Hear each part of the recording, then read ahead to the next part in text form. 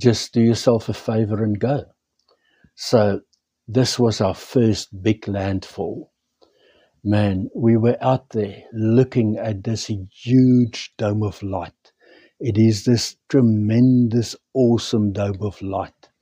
And I looked at my instrumentation, and I looked at the light, and I asked my wife, I said, how far do you think those lights are?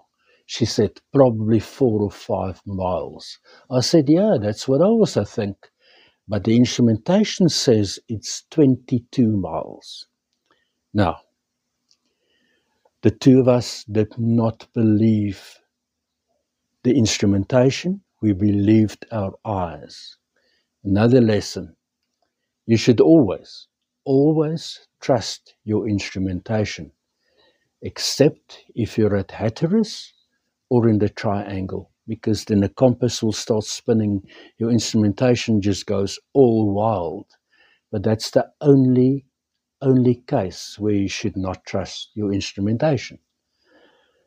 We then trusted our instrumentation, and the instrumentation was right.